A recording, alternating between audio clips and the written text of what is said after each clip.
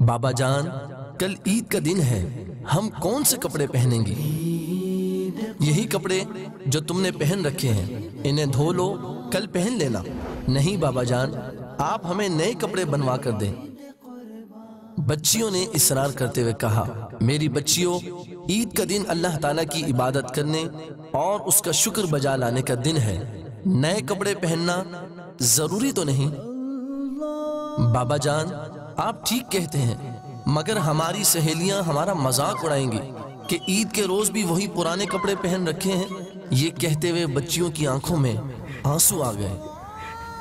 بچیوں کی باتیں سن کر دل بھر آیا۔ خزانچی کو بلا کر فرمایا، مجھے میری 1 ماہ کی تنخواہ پیشگی لا دو۔ خزانچی نے عرض کی، حضور، کیا آپ کو یقین ہے کہ آپ 1 ماہ تک زندہ رہیں گے؟ فرمایا، اللہ تجھے جزا دے، تو نے صحیح بات کہی۔ خزانچی واپس چلا گیا۔ آپ بچیوں سے فرمانے لگے، پیاری بیٹیوں، اللہ تعالیٰ اور رسول صلی اللہ تعالیٰ علیہ وآلہ وسلم کی رضا پر اپنی خواہشات کو قربان کر دو۔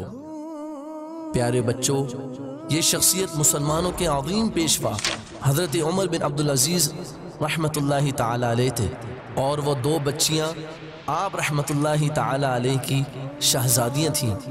یاد رکھیے کہ والدین ہمیشہ اپنے بچوں کی درست خواہشات کو پورا کرنا چاہتے ہیں، لیکن پھر بھی کسی مجبوری کی وجہ سے اگر وہ آپ کی کسی خواہش کو پورا نہ کر پا رہے ہوں تو غصہ نہ کیجیے، بلکہ آپ بھی ان کی بات کا احترام کرتے ہوئے اپنی خواہش کو ان کی بات پر قربان کر دیجیے، اور والدین کو خوش کر کے اللہ تعالیٰ سے ثواب حاصل کیجیے۔